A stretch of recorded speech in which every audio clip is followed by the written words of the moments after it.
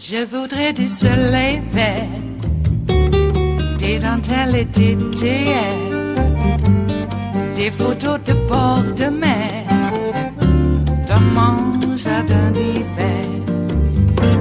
Je voudrais de la lumière, comme en Nouvelle-Angleterre. Je veux changer d'atmosphère, dans mon jardin d'hiver. Ma fleur sous la pluie de novembre, tes mains qui courent, je n'en peux plus de t'attendre.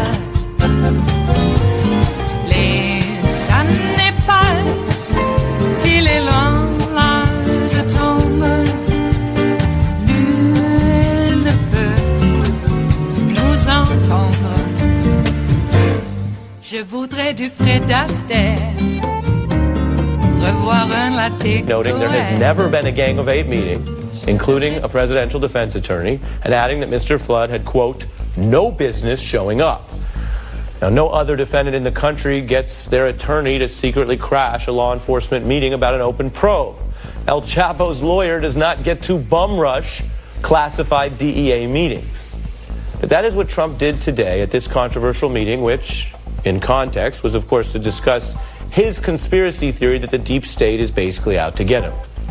This is Donald Trump melding his role as Donald Trump, the subject of a probe, and his other role, the more important one, Donald Trump, President of the United States. Now, as a legal matter, we don't know if Trump will ultimately face allegations of obstruction or collusion from Robert Mueller. But as a factual matter, we know today Donald Trump was exposed for melding his role as subject and president, much along the same lines that Richard Nixon infamously did. And when Nixon did it, when he blatantly and even obsessively tried to bend the Justice Department into his own personal defense team, it raised an obvious question for the nation. Was he doing it out of some kind of misplaced arrogance, regardless of the facts of the case? Or was he doing it because he was guilty? And because he knew he was guilty, so he knew that even blatant and guilty-looking obstruction was a better path to self-preservation than allowing authorities to gather the evidence of his guilt. I turn now to former Watergate Special Prosecutor Nick Ackerman, as well as Heather McGhee, President of the Public Policy Group Demos, and former federal prosecutor John Flannery, who served as a special counsel in 3 different congressional investigations. John, I put the question to you, how unusual is this, and does it track in any way with concerns about how Nixon comported himself towards the Justice Department? It makes Nixon look like a minor player as compared to what these guys are prepared to do. You have them, basically the Gang of Eight, or Nunes, the compromised individual who pretended to run an independent investigation, who seemed to be just a delivery boy for the White House. But we have rules against disclosing these things in an investigation. There's an exception, number 7, in the FOIA rules that would have prevented this, should have prevented this. They should have never complied. They should have gone to court about it. It also strikes me as it's a pretty clear indication of corruption when they've allied themselves with the White House in this way to get evidence that nobody else, as you suggested in your opening, could get in any other investigation. It's an abuse of power. I think it exceeds even what happened in John Mitchell's Department of Justice when he was the Attorney General. So I just can't imagine how far we've gone and how little the resistance was. The people in the Justice Department should have said, take us to court. Absolutely. You're saying, and we're looking at these images again, and we'll put them back up on the screen, because these are the images that got them busted today. The man you're seeing there, Emmett Flood, is not the TV lawyer Rudy Giuliani. He is the actual day-to-day criminal defense attorney for the president. And he was not on the list tonight. This is very important. He was basically hidden from view. But because we do have still an open society and open press, he was caught by these photographs. And you're saying tonight, in your view, John, that this is part of what view as meddling that is worse than Nixon? Yes, I do think so. And as I understand it from the reports, and you correct me if I'm wrong, the chief of staff for the president was also present. Yes. What is that about? I think that the combination, the role Nunes has played, and the way that they demanded to see this, and they made this sound political and partisan, when in fact, I believe it's interference with an investigation, with only one possible reason. They seek to discredit every element of this investigation in the final hours before the charges are filed in a report, in an indictment, in an unindicted co-conspirator charge, however it comes out, so that they have created doubt about the credibility of the major players in this investigation. That is an outrage. That's a shame and a disgrace. I think it's unethical. I think it may be criminal. It is Friday, the 25th of May of 2018, and you are in West Coast Cookbook and Speakeasy.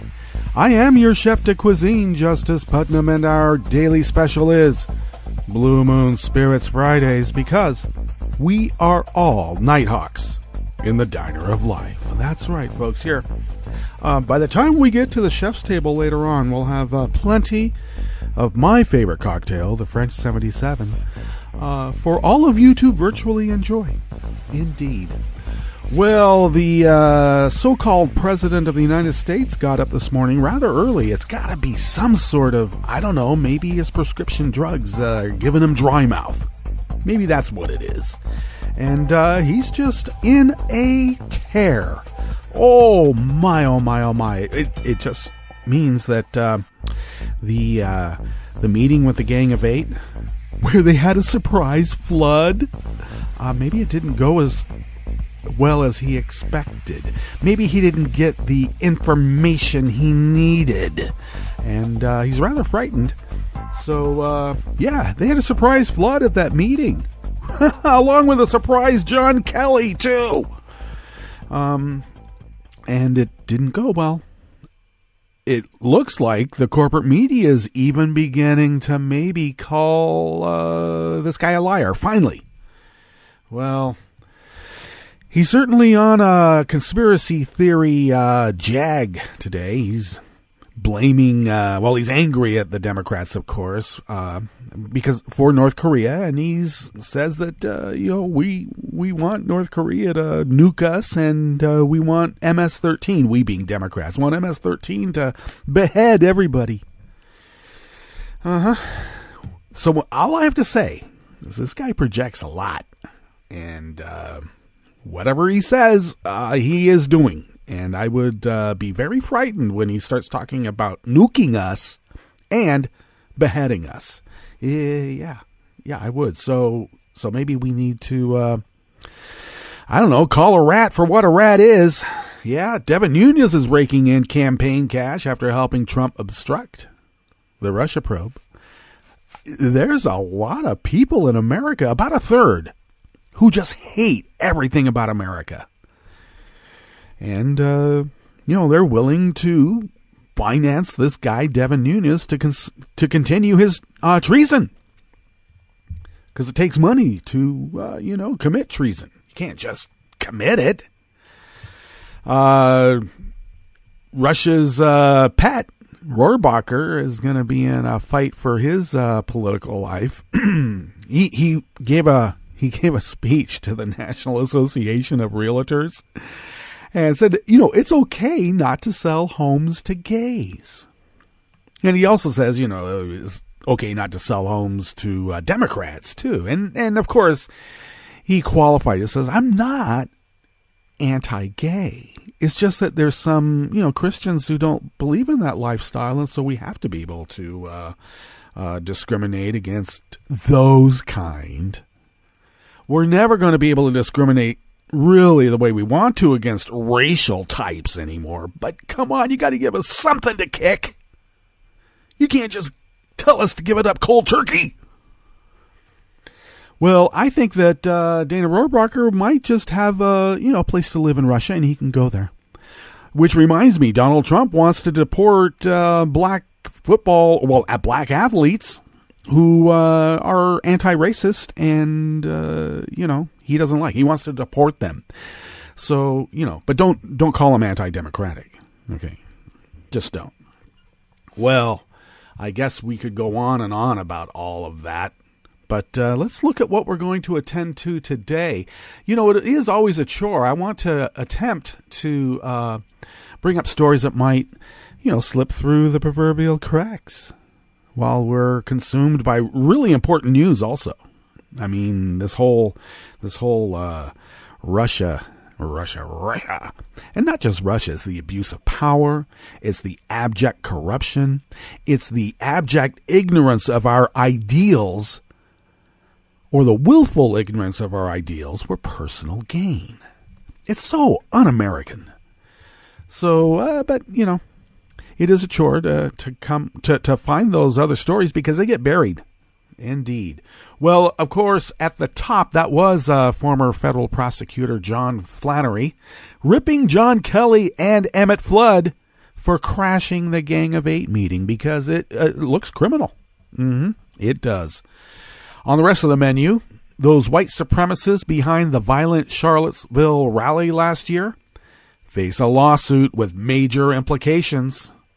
This could be right up there with when the Nazi Party back in the day with Metzger got sued out of existence. We'll see how that goes.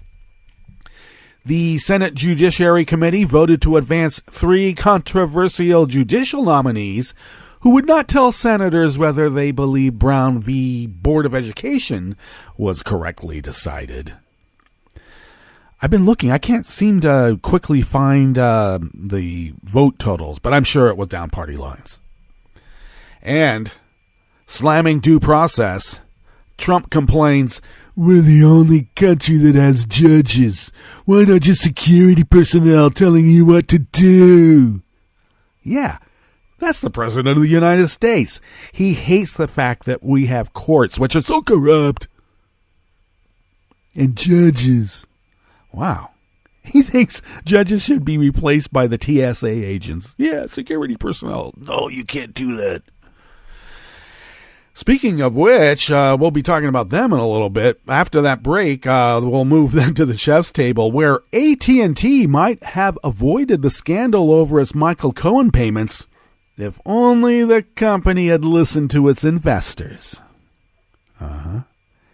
You can pay now, or you can pay a lot more later. And does the TSA really need an enemies list of unruly passengers? I don't know. Maybe they do. Maybe they don't. All that and more on West Coast Cookbook and Speakeasy. Bon appetit.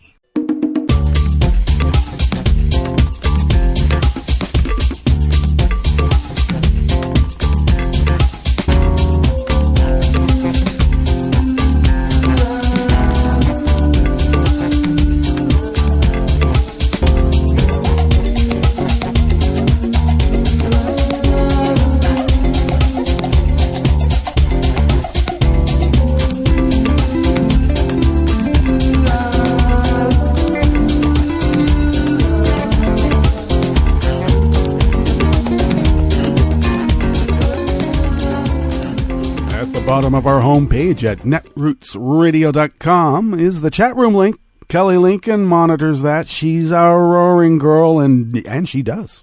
So do engage us there. To the rightish of the page from the chat room link is you're off the page if you go to the rightish, but if you go to the leftish from the chat room link, you'll find the donate contribute buttons, and thank you for your generosity. The lights are blinking in their proper order, and your generosity keeps those blinking. Thank you. Resistance Radio, they make you pay the bills, and we should. As my grandfather always said, pay all your honest debts. Okay. I don't know what he meant by the dishonest ones, but I never asked. So I was a Boy Scout. You don't ask those sorts of things to an elder. Just keep helping old ladies cross the street and do a good deed every day. So, your generosity has been the good deed, and thank you so much for that. And you can follow Netroots Radio at Netroots Radio on Twitter. Tom monitors that and administers it too, quite administratively in an excellent way. Yeah, and go to Facebook. Networks Radio's there on Facebook if you go there. I personally go to Facebook just to post photos for family and friends and maybe tweak a little bit with some politics, but I try to not do that as much on Facebook. Podcasts of West Coast Cookbook and Speakeasy by way of Stitcher, iTunes, TuneIn, etc., etc., etc. And do follow me on Twitter at Justice Putnam, of course. And that I administer that. I do that one. And show notes and links are on my Daily Codes diary that posts about 10 minutes before showtime. And I am on Daily Codes, of course, as Justice Putnam. We might as well. Why don't we? Why don't we get into these articles that we've curated for you today? Casey Michael from Think Progress penned this first piece here at the Bistro Cafe, part of West Coast Cookbook and Speakeasy, Blue Moon Spirits Fridays.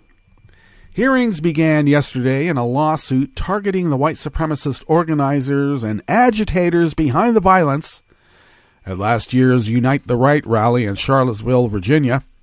A federal judge heard arguments from a number of the 26 defendants named in the lawsuit, as well as co-counsels representing the numerous plaintiffs.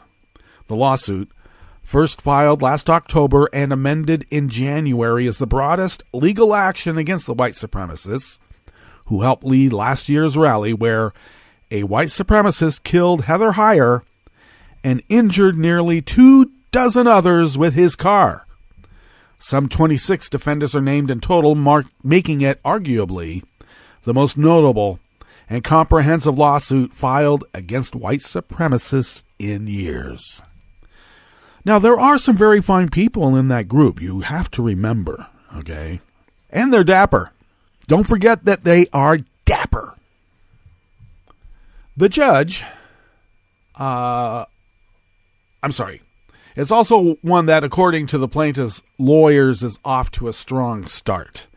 The judge spent a long time reviewing the papers he had read up. He was engaged. He was paying attention. He asked intelligent, smart questions that got to a lot of the core issues, said Robbie Kaplan, one of the lead attorneys bringing the case on behalf of Integrity First for America. When you're litigating a big case like this, that's exactly what you want from a judge, and that's exactly what we got today in court. Well, interesting, isn't it? In addition to well-known figures like Richard Spencer and Jason Kessler, the lawsuit also targets leaders of the so-called alt-right like Matthew Heimbach. Yeah, he had an affair with his mother-in-law. Oh, my God. I don't know. Usually it's, the neighbor. If you're going to pull off the graduate thing, you do the neighbor. Jeez, plastics.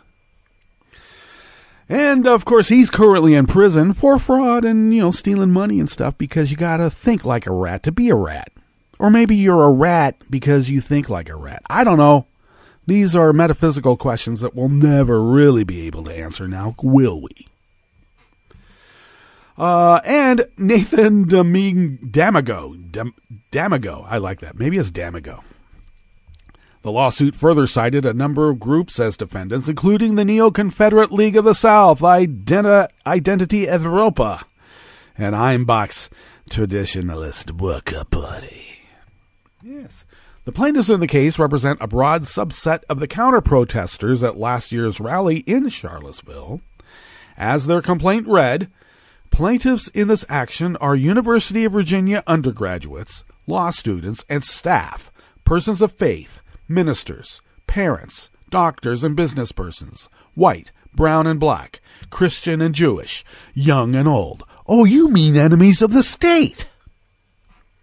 The lawsuit alleges that each of the plaintiffs was, quote, injured as a result of the events, end quote, including one who suffered a stroke and two who were struck during the car attack that killed Heather Heyer.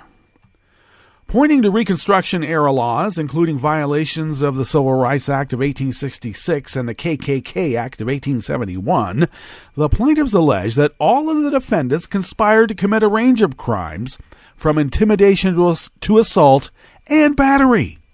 As it is, much of the recent focus on the trial has centered on Spencer, namely on his inability to land a lawyer to represent him, and the numerous fundraising platforms that have kicked him off their sites. You'll just have to dig into your parents' ranch money up there in Montana. Whitefish, Montana. Okay. Talking Points memo reported that Spencer finally hired a lawyer to represent him. The lawyer, John DiNucci, did not return reporters' request for comment. Of course not. He's trying to figure out how the hell he's going to get paid. Among the evidence discussed at the arguments Thursday, Kaplan and her co-counsel, Karen Dunn, presented a series of communications and images of the alleged planning that took place before the rally. Now, these are the lawyers representing the plaintiffs. Okay, they were talking about weaponry, violence, running over protesters. What are the best brands of mace? This was not some loving peaceful flower in, added Dunn. And they were talking specifically about how they make this appear as if it's self-defense. Bait you in, maybe even smack you, and then when you return in retaliation, you know the old basketball rule. It's always the second foul that gets called. Everybody knows that. What perpetrated the retaliation never gets seen, only the reaction to it. And they say we don't have lizard brains. So the attorneys also presented a chart depicting how the numerous defendants related to each other. And since this is radio, we cannot show you the chart. You'll just have to go to the show notes and links.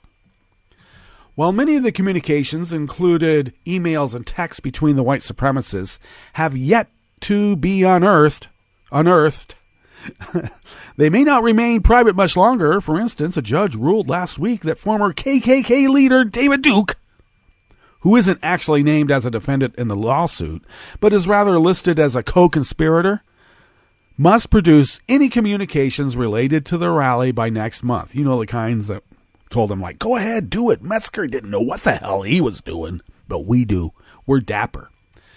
Thursday's arguments, though, moved the case that much closer to trial and that much closer to revealing any and all coordination between the defendants. It really just is the tip of the iceberg. A very white iceberg indeed.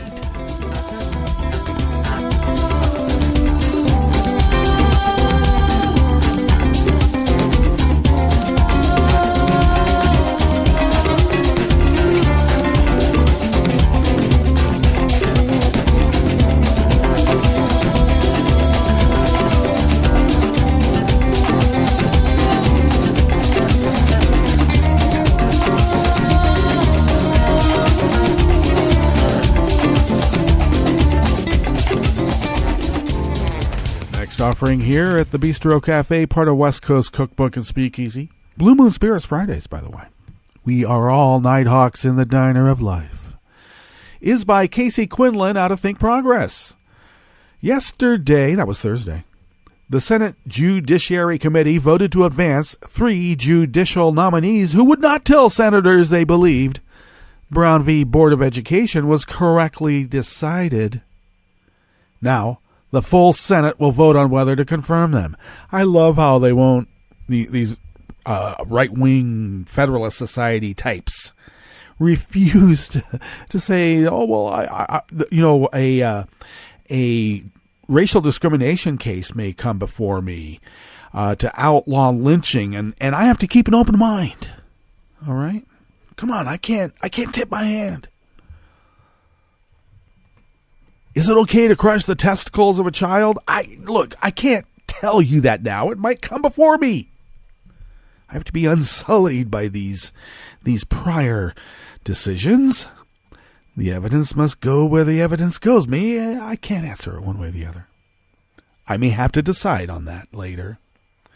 Well, yeah, that's what we're asking you idiot. Okay, so the committee advanced the controversial nominees, Michael Trincali, Wendy Vitter, and Andrew Oldham. Yeah. Now, of course, the votes on Twitter, Trincali and Oldham were initially scheduled for last week. on the anniversary of Brown v. Board of Education. But of course, in the rules, any senator or any member of the Senate can delay a vote, and they don't have to give a reason why. So Democratic senators emphasize the anniversary and their refusal to comment on the case. Yeah, all right. Now, in April, Vitter, counsel for the Roman Catholic Archdiocese of New Orleans, was asked by Senator Richard Blumenthal whether she agreed with the 1954 decision declaring state laws that allowed school segregation unconstitutional. Of course, she says, I don't want to be coy, but I think I get into a difficult area when I start commenting on Supreme Court decisions, which are correctly decided and which I may disagree with.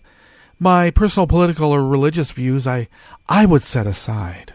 So are you saying that you're using your religious conviction to advocate for segregation? Are you really saying that right now? A Catholic? I can't answer the question on whether everybody has a right to breathe, because even though the Supreme Court may have decided that everybody has a right to breathe, I may disagree with that, but I will set my personal convictions aside to decide objectively whether a person has a right to breathe. This is why when you put on the special They Live sunglasses, these people look markedly different than what you expect. Now, Troncalli was asked a similar question. He dodged it. The other, Oldham, dodged it as well. Now, these are judicial appointees that are appointed for life. Senator Mazie Hirono said that the nominees' records matter and that senators should be able to discuss what they believe are extreme ideological positions. She said, what a nominee says and does before they receive a lifetime appointment to the federal bench matters. When we asked Wendy Vitter about her record about trading debunked conspiracy theories to fight against a woman's right to an abortion, it is because we think it is a guide to what she will do as a judge. In fact, it's why she wants the job, and it's why she was picked. Nobody should insult this committee and the role of the Senate by pretending the records of these nominees don't matter and that they don't need to answer questions about how they should approach the law.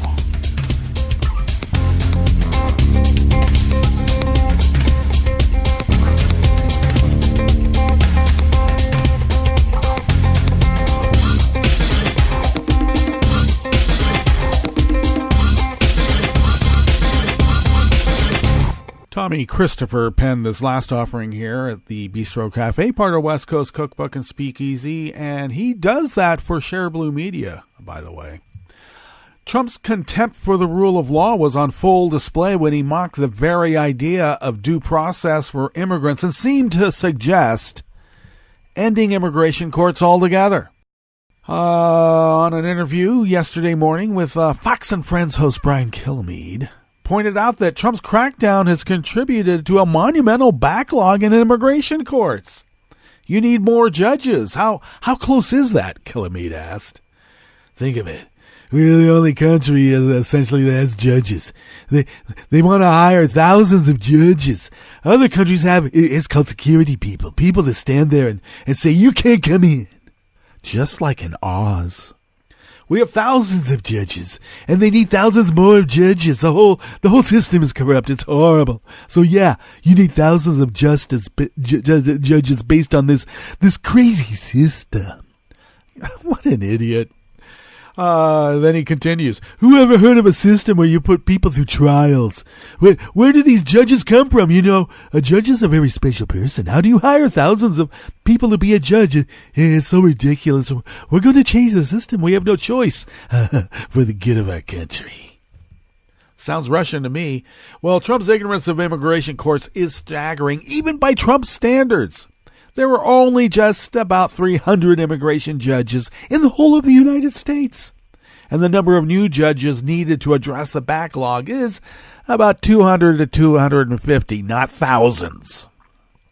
And Trump is also wrong about the level of due process afforded in immigration courts, where the government is not required to provide legal counsel, and children as young as 3 often end up representing themselves in perfunctory proceedings, sort of like a security guy going, "You can't come in here." But even worse than our current dysfunctional immigration courts is the prospect that Trump would try to do with them altogether as he suggests. Give a rat a cookie. Next thing he wants, not a glass of milk. No, not a milk truck. The guy's going to want the whole dairy farm. Rats, get a cookie. This rat wants the whole dairy farm.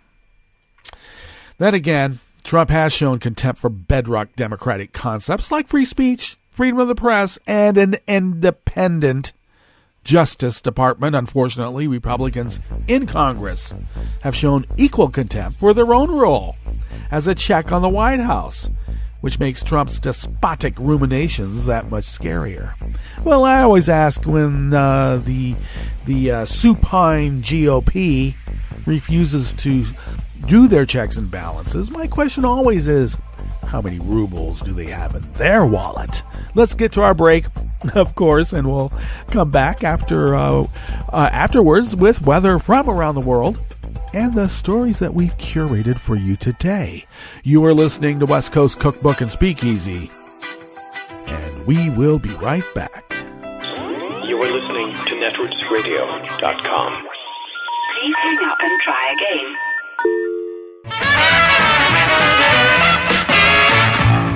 From a point at sea to the circles of your mind, a new force is at work for planetary transformation. New radio for a new Earth.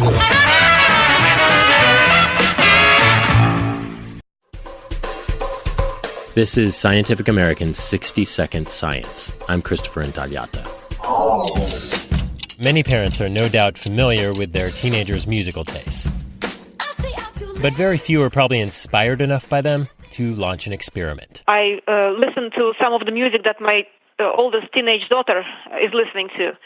And I was surprised at how different that music was from what I used to listen to. Natalia Komarova, an applied mathematician at UC Irvine. Since I'm interested in evolution in general and a mathematical description of evolution, I thought that studying the evolution of music would be a good idea. Komarova and her team analyzed 500,000 songs, released in the UK between 1985 and 2015, using online databases that describe songs' musical characteristics, like rhythm, mood, and danceability. Here's a song that was high on the charts in 2014 that has a high danceability index, so it's a very danceable song. Shake It Off by Taylor Swift. Here's a 2014 song that has a low happiness index. Stay With Me by Sam Smith.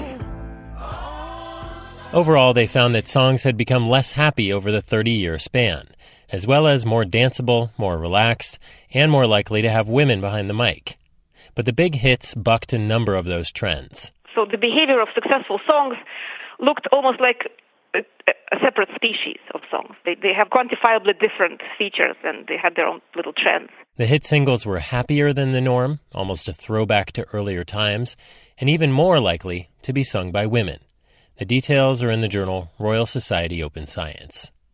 Komarova's team was also able to predict a song's success by judging only its musical qualities about 75% of the time. It turns out that you can predict success to a certain degree of accuracy only based on music. So to me that sounded very positive. It means that music matters for song success. It's not just money. Proving that, at least when it comes to their musical tastes, the kids are all right. Thanks for listening. For Scientific American's 60-Second Science, I'm Christopher Intagliata.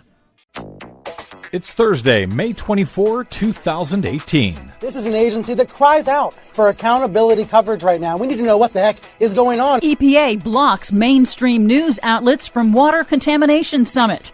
Texas chemical plant explodes days after EPA rescinds safety rules.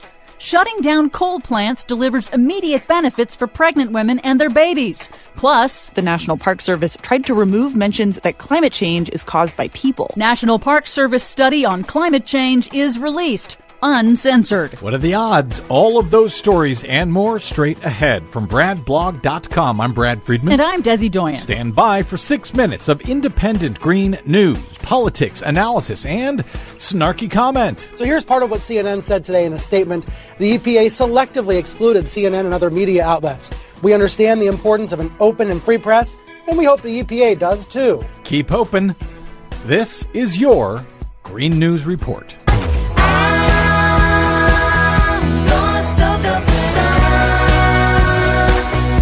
Okay, Desi Doyen, a couple of stories that we are tracking here. Lava from Hawaii's Kilauea volcano is now edging closer to a geothermal plant? Yes, that geothermal plant generates electricity from the Earth's heat, and it provides about a quarter of the Big Island's electricity. Plant officials say they've now taken all precautions that they know to take. However, on the bright side, at least we're not talking about a nuclear power plant. Well, there's that. Another story we're also watching, another orange flow, if you will, is now being watched in Wisconsin, where 10 million gallons of sludge from a fracking settling pond was released after a worker got trapped in the pond. The sludge has turned the nearby Trempealeau River orange.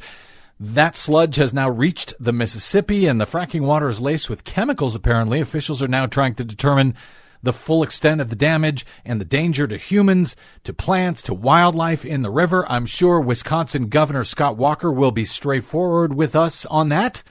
Just another great byproduct of fossil fuels, Des. Yep. Well, with that good news, what else do you have for us today? Well, in Washington, the Trump Environmental Protection Agency got even more Orwellian this week when agency security blocked reporters from some major news outlets like AP and CNN from attending a 2-day public summit on water contamination at EPA headquarters. Agency officials claimed there wasn't enough room to accommodate those journalists, despite reports and photos of empty seats inside the meeting. Also excluded were city officials from Flint, Michigan, and the independent scientists who studied the chemical's impact on human health. According to Politico, the EPA's lockout of the press may violate public meeting access requirements under the Federal Advisory Committee Act. This is incredibly chilling. People need to pay attention to what this administration is doing when it comes to a free press in this country. The shutout of some of those media outlets from that water contamination summit comes on the heels of revelations that the Trump administration is blocking the release of a federal study showing that dangerous toxic chemicals found in water supplies across the country are far more harmful at far lower levels than previously known. The emails showed the White House and EPA withheld that water study because they feared it would be, quote, a public relations nightmare. That study remains unreleased. Meanwhile, the U.S. Chemical Safety Board is investigating yet another chemical plant explosion, this one near Houston, Texas, on Monday that was caused by a pressure safety valve failure. It sparked a chemical fire at the Cura-Ray America Incorporated plant. It injured 21 workers, some quite seriously.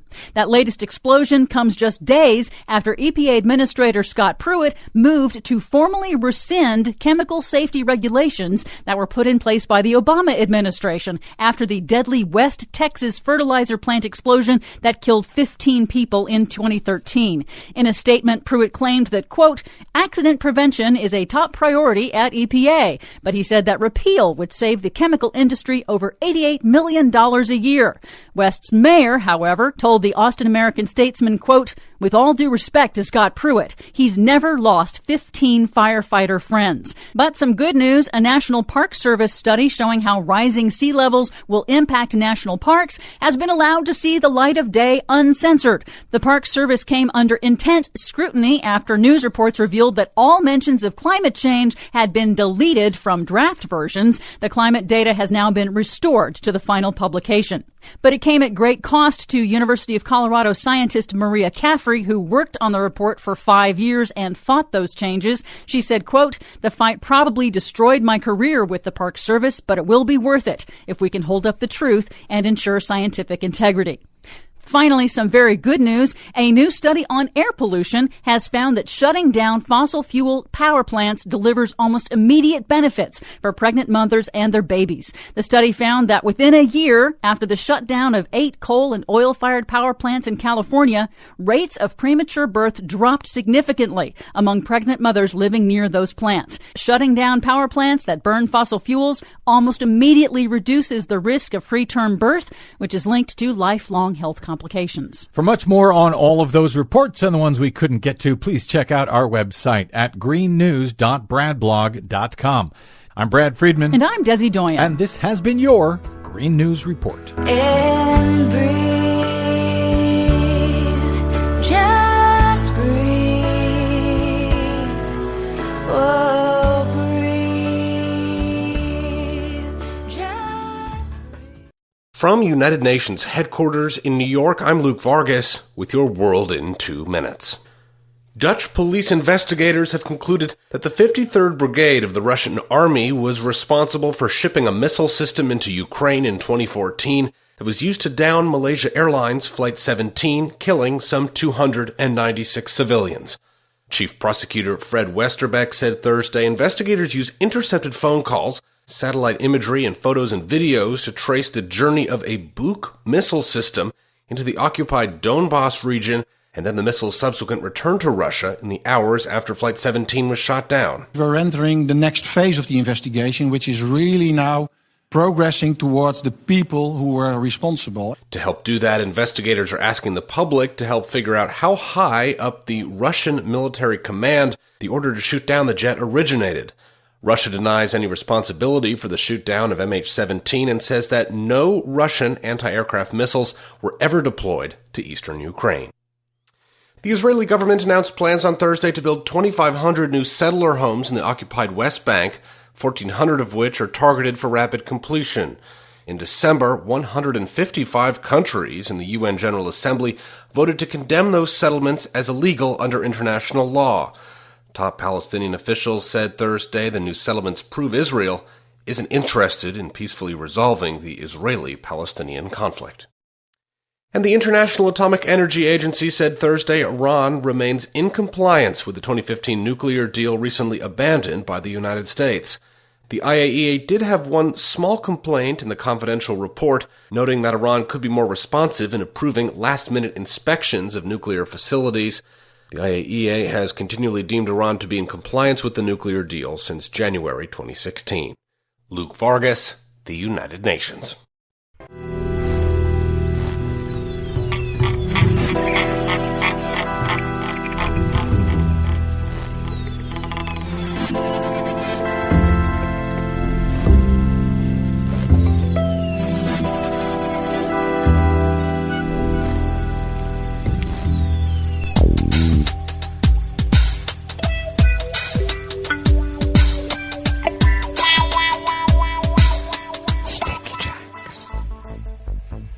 Thank you for accompanying us here to the chef's table at West Coast Cookbook and Speakeasy Blue Moon Spirits Fridays, because we are all Nighthawks in the Diner of Life. That's our daily special, Blue Moon Spirits Fridays, and we always feature the French 77 whenever we choose to imbibe it virtually or in real life. The most perfectly balanced cocktail in the history of cocktails. Try it. It's just like the French 75, except instead of simple sugar, use elderberry flower liqueur. St. Augustine is the brand of choice. Do try it. Okay, well, let's begin with weather from around the world, and we always begin weather from around the world here at Positively 3rd and Marie, the mothership of Netroots Radio here and along the banks of the Rogue River. In the Rogue River Valley of Southern Oregon on the west coast of the continental United States of America. It is currently 62 degrees. We don't look like we'll be going much higher than 68, maybe 70. A bit cooler than it was yesterday, though it did cool off when the storm finally came through. It was quite a stiff wind, almost cyclonic, tornado-like. I had to batten down all the hatches. The gazebo wanted to fly away with me holding it down. I had it anchored, don't worry. But still, I didn't want the fabric to rip. And there was thunder and lightning, not very close. It dropped copious amounts of water very quickly. And the swings. We have a couple of really nice swings. I had to make sure those were better secured, and I did. And it did get chilly, especially when the rain was pounding down. So that was quite something. We will continue with rain throughout the day, probably about it looks like maybe a quarter of an inch. And it will be tapering off tonight. Right now, winds are out of the west-southwest at a negligible 2 to 3 miles per hour.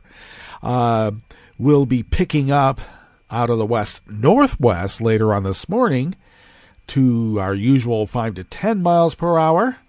And we'll continue west-northwest, out of the west-northwest tonight at 5 to 10 miles per hour.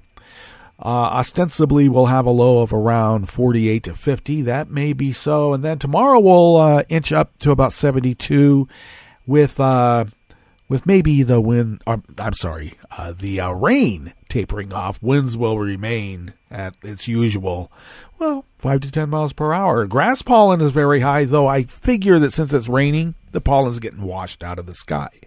And I don't have a problem with grass pollen, knock on wood.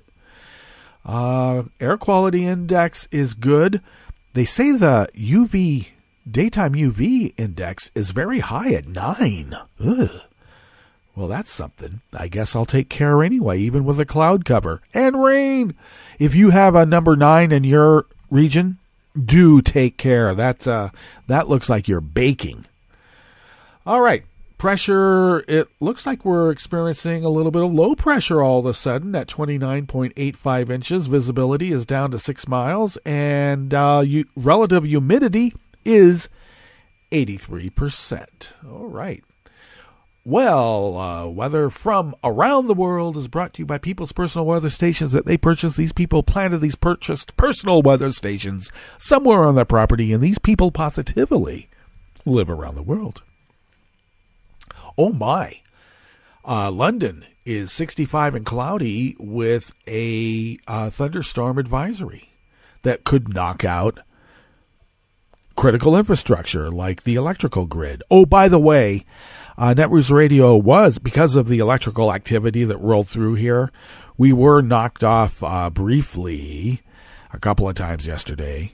One was a few minutes and the other one was just, more than a few minutes the first time, and then the other one, it rebooted really quick. So sorry about that, but just keep refreshing your browser if that happens, and we usually have it automated, or one of us is standing nearby to push the proper buttons quickly, and we do. So, rumbled through here and knocked out power. Everything clicked off. Had to set all the clocks, and I don't know, maybe 2.5 hours later, it clicked off again.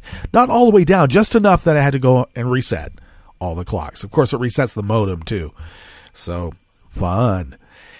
All right. So, that's London. Guess what? Paris, France is 61 degrees with a heavy thunderstorm, and they have an advisory of flooding from critical infrastructure being knocked out from a heavy thunderstorm. Rome is 79 degrees and sunny at the moment, but they have a high wind advisory that could knock out critical infrastructure, like the electrical grid. Kiev is 79 and fair. Kabul is 69 and mostly cloudy. Get your wedding parties in now. All right? Harder to fly those killer drones when it's partly cloudy. Do it! Tokyo is 70 and clear. Sydney, Australia is 54 and partly cloudy. San Francisco, California with avocado toast. Give me a break, avocado toast. We had avocado. We've had it on toast. We used to put sprouts and have a spirulina drink chaser. All right. They're 53 and cloudy. And New York is 78 degrees Fahrenheit and sunny. on a Friday, on a weekend, Central Park, a French 77. And that is weather from around the world, brought to you by people's personal weather stations that they purchased. These people planted these purchased personal weather stations somewhere on their property, and these people positively live around the world.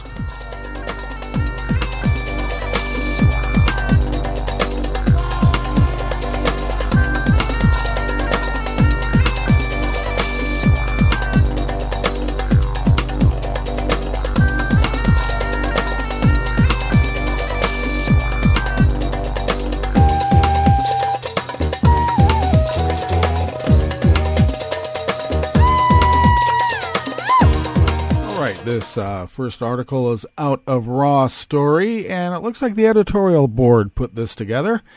AT&T has given companies a lesson on why investors increasingly are seeking information about corporate political spending. For 5 years, investors have called on AT&T to tell them how much it was spending to lobby politicians at the state and federal levels, and AT&T refused. Now, the company is deeply mired in a self-inflicted legal and reputational disaster through the now disclosed $600,000 in payments to Trump's personal attorney, Michael Cohen. The leaked information has led to complaints being filed about possible Lobby Disclosure Act violations, the resignation of the head of the AT&T lobby shop, and a torrent of negative press.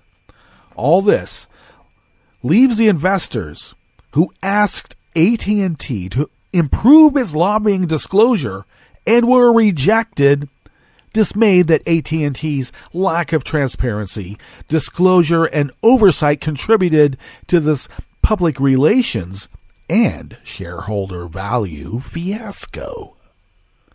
Political spending has become more of an issue since the 2010 U.S. Supreme Court's overreaching decision in Citizens United. Since then, many have pushed the U.S. Securities and Exchange Commission to create rules that would require public companies to disclose their new political activity. Well, the call for action at the SEC has been historically loud, with the call for rulemaking receiving an all-time record number of 1.2 million public comments. And investors have exerted similar pressure on a company-by-company basis. Now, companies engage in two categories of activity: campaign spending, which is newly allowed under Citizens United to be undisclosed as long as the money routes through so-called independent entities like trade associations or nonprofits. And then there's lobbying expenditures. For both types of political activity, shareholders have called for their companies to disclose, bolstering the need for SEC action. Now, just 2 weeks ago, shareholders voted on a proposal asking the company to provide a report on its federal and state lobbying, including board and management oversight. Walden Asset Management, Zevin Asset Management, and others filed the proposal. It asked AT&T to publish an annual report containing the company's policies and procedures for both indirect and direct lobbying, as well as any grassroots lobbying communications. AT&T's board opposed, saying the board is confident that the company's lobbying activities are aligned with its stockholders' long-term interests. You lie. They lied. Despite AT&T's board's opposition, the proposal received 34.26% of the votes cast. Now, this is the fifth year in a row that the shareholder proposal for lobbying disclosure and oversight was voted on. So AT&T cannot say with any credibility that it was unaware that many of its shareholders were concerned of the potential risks that its lobbying could engender. Now, with the damaging disclosure of the Cohen payments, AT&T is getting a crash course on the pitfall of the lack of oversight on lobbyist expenditures. Companies succeed or fail by their reputation, and a trustworthy reputation leads to strong shareholder value. One way to prove corporate integrity and reputational soundness is to be transparent. Without that transparency, corporate lobbying, when exposed, can present real reputational risk that harms the corporate brand and, in turn, investors. Like little Grandma Millie. AT&T was asked repeatedly by its investors to get out ahead of the sort of situation the company now is embroiled in. AT&T and its board have learned this lesson the hard way. It should shift immediately to supporting the transparency that could have minimized this crisis. See, this is the problem with this, a libertarian mindset. Don't worry. We won't figure out how to prevent the problem. We'll always fix it later when everything has collapsed.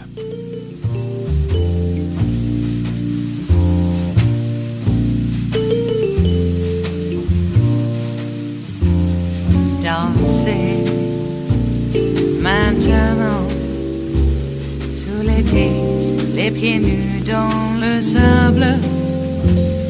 Danser maintenant et jeter vos ennuis dans les vagues qui dansent. All right, Faiza Patel of Just Security penned this last piece here for the Chef's Table at West Coast Cookbook and Speakeasy. Blue Moon Spirits Fridays is our daily special. The TSA has created a new secret watch list, which is also known as a 95 list, to monitor people who may be targeted as potential threats at airport checkpoints simply because they have swatted away security screeners' hands or otherwise appeared unruly. According to the agency's lawyer, the 95 list is meant to protect airport security screeners who were assaulted 34 times last year, up from 26. This justification for creating yet another watch list is weak, and the language of the directive is broad enough that the 95 list could easily turn into a sort of enemies list of people who the TSA will target at airports. Wow. Maybe they won't stop just at the airports. They can harass you at home too, maybe, or at your work. Let's start with the justification. Obviously, no TSA screener should be assaulted for doing her job. But 34 assaults seems minuscule compared to the 771 million passengers the agency screened over the course of 2017. Then there's the question of how the agency defines assault. According to the directive, any injury to a TSA employee or foiled screening lands you on a different TSA watch list and earns you automatic enhanced screening. So, assault for purposes of this list must be something less. According to the directive, physical contact that is offensive or without legal justification can land you on the watch list, even if there's no intent to injure or cause physical pain, much less an actual injury. This suggests that the threshold for what the TSA counts as assault is likely pretty low, like when your butt cheeks contract when they pat you down kind of close. Hey, watch it. Oh, you're assaulting me. More troubling, however, the directive allows for people, most likely Americans, given the scope of the TSA's duties, to be nominated for the 95 list if they are the subject of a credible threat of violence or otherwise publicly notorious. Well, I certainly don't want, unruly, drunk racists getting in people's faces and, maybe jeopardizing people's lives while in the air. So it would be nice to, maybe put a tamper on that. Do we need a list? An enemies list? Well, maybe at the ticket counter they already do. I suppose they could refuse to service to people, Put out a sign. Well, the article sums up that appears to be little justification for the new watch list. And it just raises lots of questions about how it might be used to harass and intimidate agency critics. And even just rude passengers. Well, maybe they should go back and rethink it. Once it's out of the egg, though, it's kind of hard to put it all back in. Don't we know that? Well, we're at the end of our broadcast period for the day and for the week, but Netroots Radio continues onward because Resistance Radio will not stop. We won't let them. No. So continue listening to Netroots Radio for breaking news as it happens throughout the day and through the weekend. And we'll visit with you on Monday in West Coast Cookbook and Speakeasy. Bon appetit.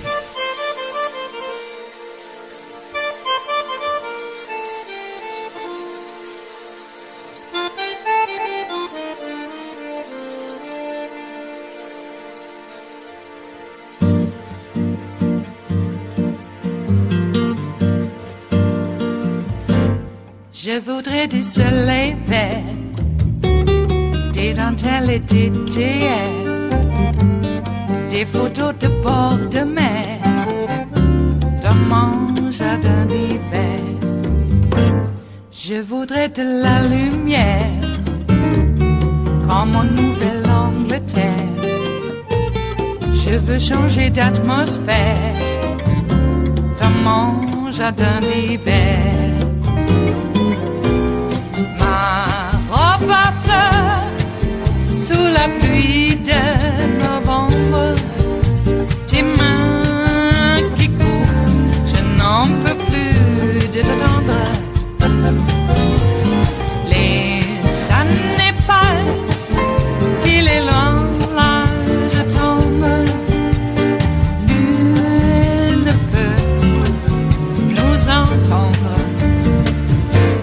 Je voudrais du Fred Astaire, revoir un latte Cohen. Je voudrais toujours te plaire dans mon jardin d'hiver.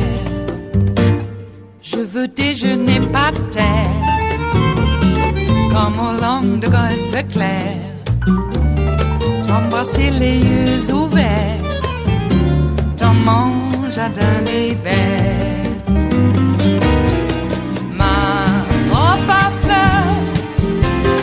Pluie de novembre, tes mains qui courent, je n'en peux plus de t'attendre. Les années passent, il est loin, là je tombe. Nul ne peut nous entendre. Ba-da-da-dum-di-da-dum. Ba-da-da-dum-di-da-dum. Ba-da-da-dum-di-da-dum. Dans mon jardin d'hiver. Ba-da-da-dum-di-da-dum. Ba-da-da-dum-di-da-dum. Ba-da-da-dum-di-da-dum. Dans mon jardin d'hiver. Dans mon jardin d'hiver. Dans mon jardin d'hiver.